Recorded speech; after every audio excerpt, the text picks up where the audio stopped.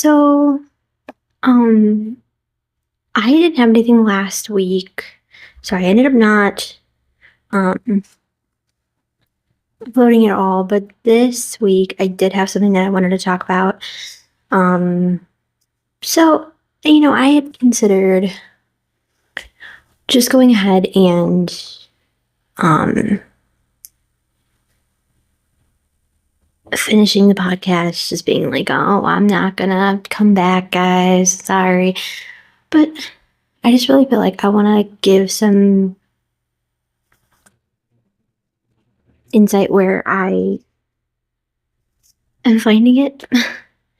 um, so it's not going to be every week. It is not going to be something that happens every week.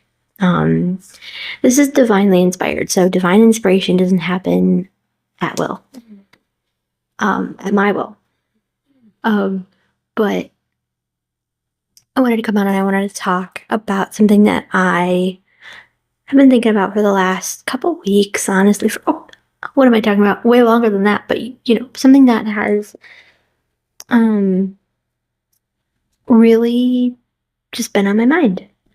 So the last time we spoke, or since the last time we spoke, I finished Hunger Games. I'm now in Catching Fire. I'm on chapter 5 or 6. I don't remember now, but yeah, I'm getting through the series. I am going to keep you guys updated on what I'm reading.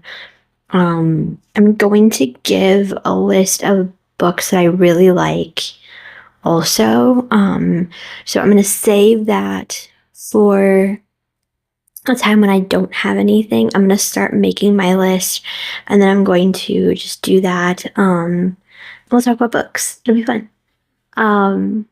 I should do that with movies too. Let me know if you think I can do that with movies as well. I'll do that. But yeah, finished Hunger Games, going into Catching Fire. We also, since we last spoke, have crowned an American Idol.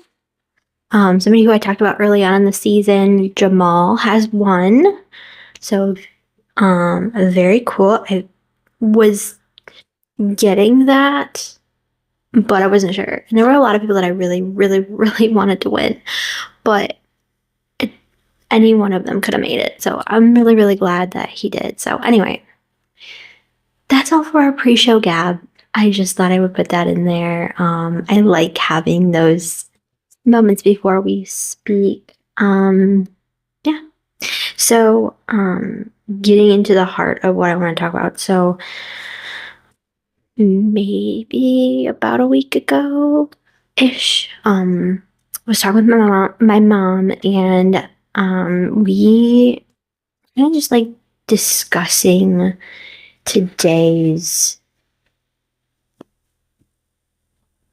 youth. I say youth, but a lot of people would call me a youth, but I'm not a youth at the same time. Don't you hate, like, anybody in your 30s, don't you hate it? Because, like, you're not a kid anymore, but you're not, like, what am I? Especially if you're, like, me and you're, like, single, no kids. What am I? I don't know. But anyway,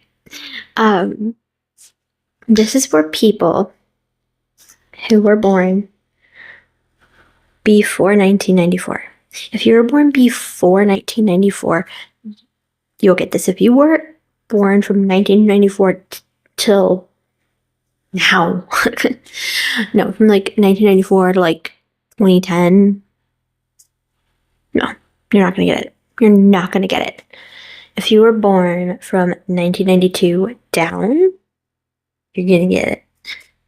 But specifically, I'm talking about my generation gap, 1987 to 1992, that age gap.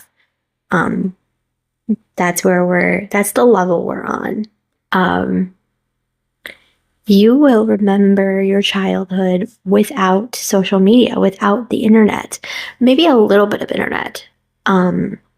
Like for me, I can remember the internet being like ish There were like computer games that you could play. There were like little like websites that your parents could bring you to that you could like play games or not like create content, but like do artwork, kind of do like little things like that. Get resources, get experiments, recipes, things like that. But there was no like thing, there was no like set thing. Then it moved into like AIM. I would have been like fifth grade-ish, 11, 12. That's when things changed. And so then we moved into MySpace, Facebook, Twitter, Instagram, and so on. YouTube became a thing. I really wish I would have done YouTube earlier because I would have maybe been a little more successful at this. Podcast became a thing. What's up? Wish I would have started that a lot earlier, but you know what? I'm glad in a way because this is kind of like me coming into my own. But having said that, my preface, it really didn't take effect until after we were a little bit older. We had a childhood. And I think that's something that people today have missed. Because if you were born, like I said, from 1994 to like 2000, let's say 2012. Let's give a little bit more room. You just remember social media. You remember the internet. You remember DVDs. You remember an iPod, and you remember all of those things all coming at you at once. Where my generation, we had it one at a time. We were able to, okay, we can use this. Okay, we can use that. And we started to learn how to use it. We started to learn how to still be ourselves in it. And, many of us went through, phases. And I'm not talking about that. I'm talking about our identity was not in social media, internet. What are they saying about me? What are they thinking about me? We had it, but we were able to disassociate from it quite often. For me, now at the age I am, I've kind of backed off a lot of what I posted in my Instagram stories. And so if you don't follow me and you don't follow my stories, then you don't see it. And I very, very rarely will post something and have it on my page, like on my actual like feed. I don't feel the need to do that. I don't have that many friends. And I say friends loosely because that's what they call them on like Facebook. I don't have that many connections on social media. I do, but I don't. And that's okay. It doesn't have to be. If you would like to follow me, you can just request it. And I will look into it, but if you subscribe to my YouTube channel or you follow my podcast, that would be wonderful. But I just think that my age had a lot to do with it. I'm able to push things aside and I'm able to sort of be different about it. I went through my phase and now I'm done. But a lot of people who are younger than me, they don't know how to do that because again, that's all they've known ever in their entire lives. And, they have the whole thing going on where, like, how do you answer phone? Like this, or like this. How do you make a heart? Like this, or the other way that I can't do with my hands because I'm a millennial and I do this. Yeah, we use our whole hands, not fingers. I don't know how. I don't. It's all this to me. But yeah. Um, it kind of brought me to what are the dangers of that? Because my mom and I were talking, and she said, I just think that it's a world now where things are too fast.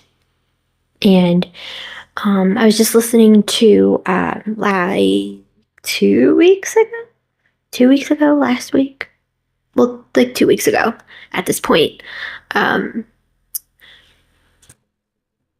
The podcast, the Brotherly Love podcast with the Lawrence brothers, which as a 90s baby, I grew up watching them. Like, I watched, I do remember watching Brotherly Love, but I was little, like very little. But I remember watching Boy Meets World and like, watching Recess. Andy Lawrence did the voice for, TJ on Recess. That's like my biggest thing. Like, I loved Recess. And I'm hearing he didn't do it the whole time, but I was pretty sure he did. Every time I heard it, I heard that, but I don't know. Watched him in like The Other Me, Going to the Mat, Horse Sense, Jumping Ship, like all those. Saw all of those. Big fan of them. Anyway, I went on a tangent. Sorry. Just a big fan of them.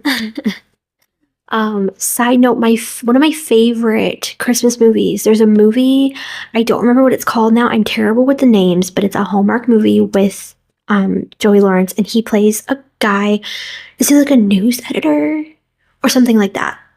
And he has to find a girl to pretend to be his fiance because he tells his grandmother, who is passing away, that he found someone, and she's like, I want to see her before I pass. And he meets a girl who has to find a guy to bring to her Hanukkah celebration because her mother's trying to set her up, and they both end up meeting, and it's so funny. It is so funny. I love that movie. I forget what it's called now, so that's not helping. But if you look him up, if you look up Joey Lawrence and just look for, you'll see that by the description, you'll know what movie it is. Anyway, but I was listening to their podcasts, as I do quite a bit, obviously. And they were talking with Danielle Fishel, which, big fan of her too. Loved Boy Meets World growing up. That was like the show. One of the shows we did not miss. We loved that show in my house. And anyway, shout out to Boy Meets World too. Like, can we do that? Like, can we? I don't know. But anyway, she was on the Brotherly Love podcast talking about just stuff. Like, they were interviewing her, and they were talking about, being parents. And one of the things that Joey Lawrence talked about, and I've heard him talk about this before, but like, he said, like, his one daughter, especially, she's a little older, so she has like her phone and she has her accounts and everything. And he said, like, it's every 5 seconds. There's an email, there's a text message, there's a notification. And I totally get it. Like, I agree. Like, you just sometimes go, man, I don't want this. Like, I personally, I have turned a lot of my notifications off because it's so stressful to have that there. Just like, oh my God. And I get it. People will go, don't answer it. Well, that's great. I get it. But it's still there in the back of my mind. I don't always want it. So I have some obviously on, like the important ones, but like there are a lot of ones I turn off. And I,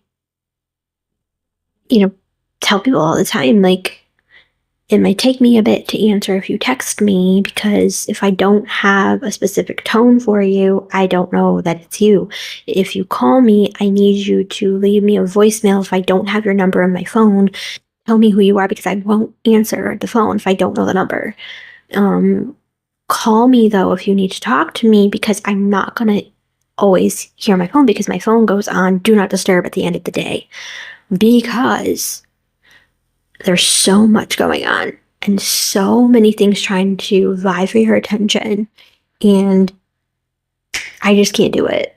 So, even with work, I have my work line specifically set so that it will ring a certain ringtone when they call, because then I know that is work.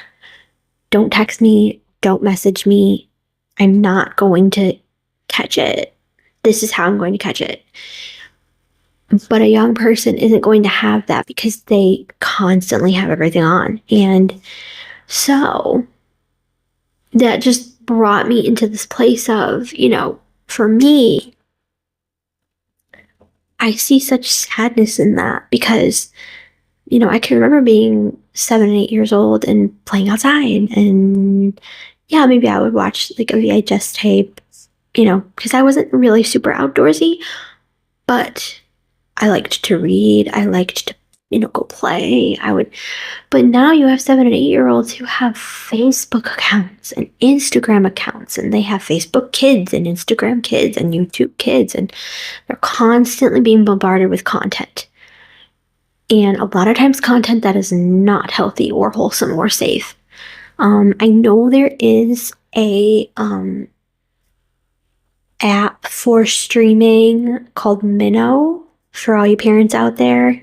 Check it out. It's godly content. You could also do a PureFlix. I know that's what I did. I did PureFlix and Friendly, and they're really nice. And it comes out way less than DirecTV, just saying. And then I also rely on, the free content like Freevee, Tubi, Pluto. YouTube has free movies, and some of them are kid-friendly. I'll get into other things, like I said, when I get into the other videos and episodes that I'm going to be doing. Remember, I am releasing these simultaneously, YouTube and Spotify, so everybody gets a chance to hear, just to kind of broaden the content, make it a little more accessible, I guess you could say. Some people like to watch, hi, and some people like to listen. And for me, I prefer listening, but sometimes it is nice to watch. So, and sometimes people don't have a YouTube or they don't have a Spotify. So whatever content platform you have, hopefully I can reach you. Getting back into it, there's like so many other platforms too. Like for me, I have Instagram, Facebook, Pinterest, and YouTube. Those are my social medias. I don't have a TikTok. I don't have a Snapchat. I don't have any of those other things. I had a Twitter when Twitter was new, but I deleted mine because I was never on it, because it was just not something that I wanted to do, and hardly anybody was on there, and so it was like, I don't need it. So yeah, so you can find me on Facebook, Instagram, Pinterest, YouTube. That's it. And honestly, that's enough for me. I considered getting a TikTok at one point, but my beef with them, if you would say, is I don't trust that one in particular. And Snapchat, I will never trust, because so many people that I know have had trouble with it that they've deleted it. And also, how many times have you deleted an account from somewhere and somebody's able to still find you there?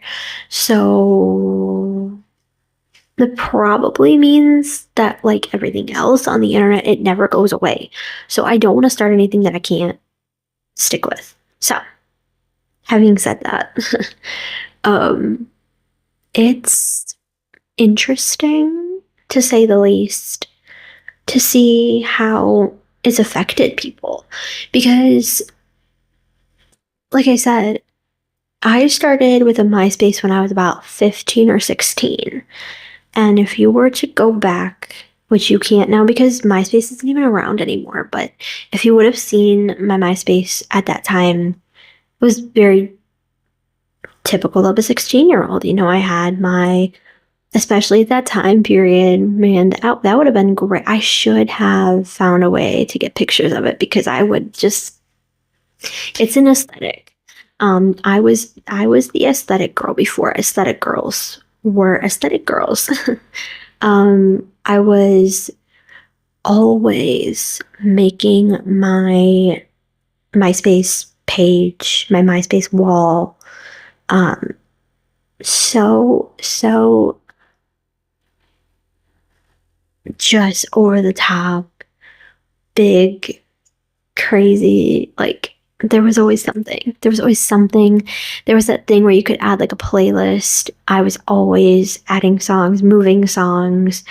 I was always doing different backgrounds. I was always like, there was always something. There was just always something. And, um, you know,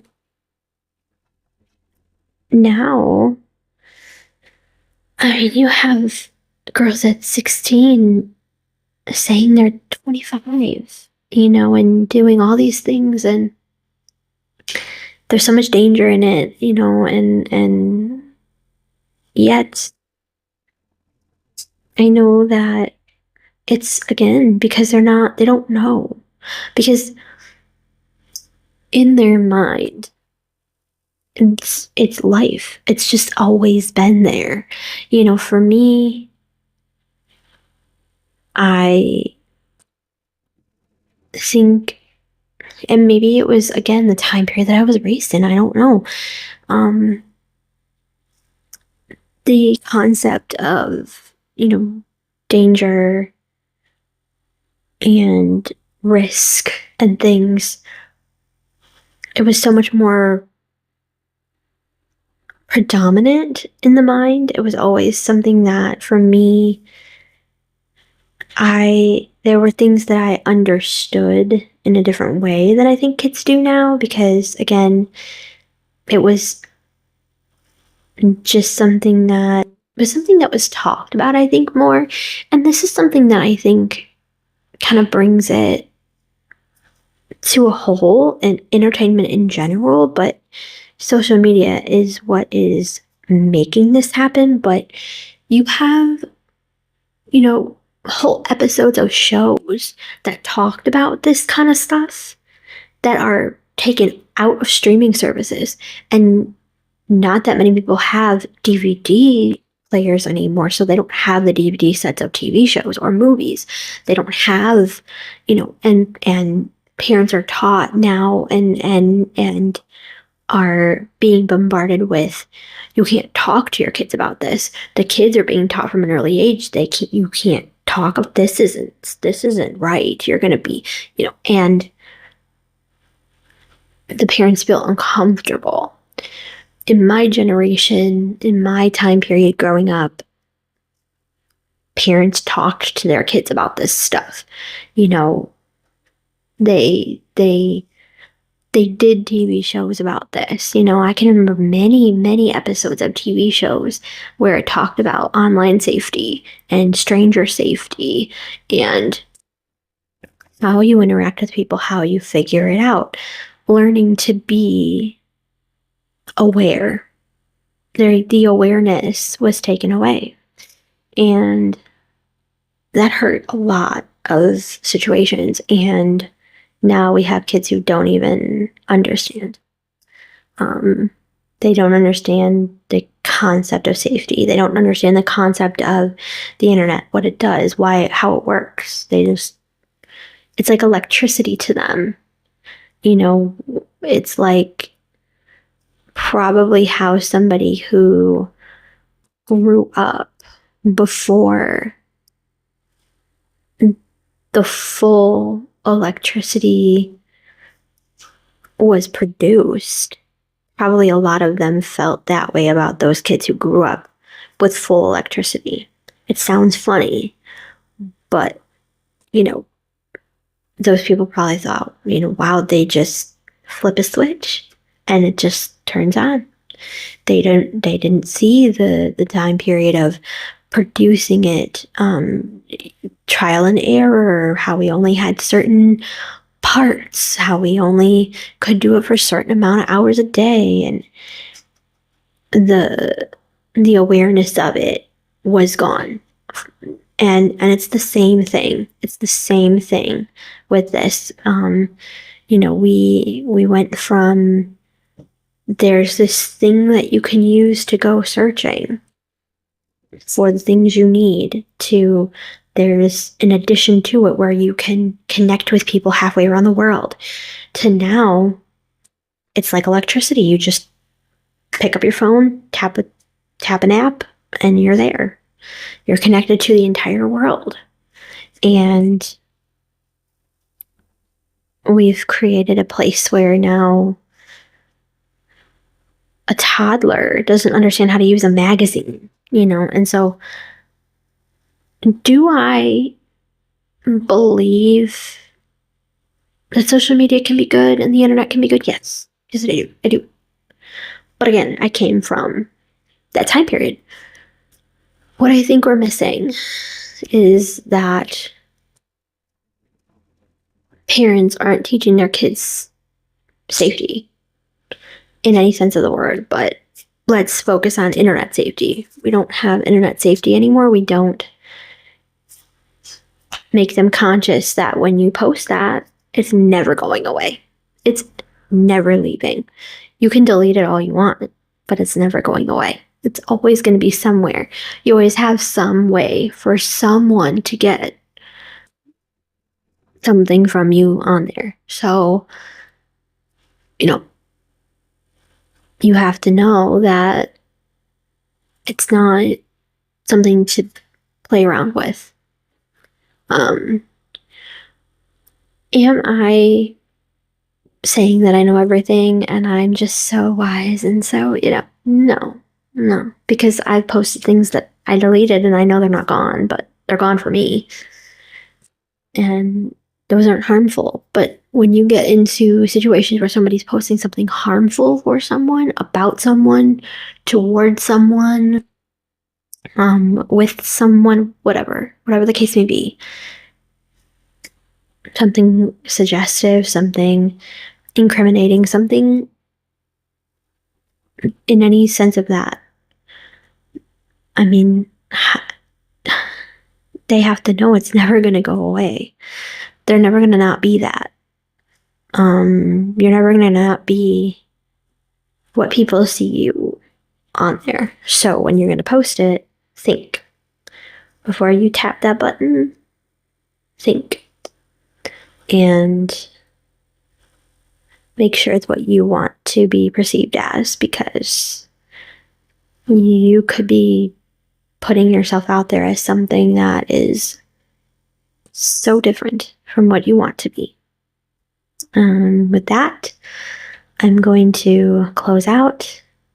Please think about what I said, and if you are somebody who is in the age group that grew up with social media from birth, please listen and please understand that those who say the things that have been said, they love you, they care about you, they want you to be safe, they want you to be okay, they don't want you to be hurt.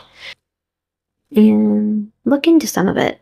If you're not sure, look into it, research it, ask your older siblings, your aunts, your uncles, your parents, somebody who you trust. Ask them about it, let them talk to you about it, ask them their experience with social media, ask them their experiences with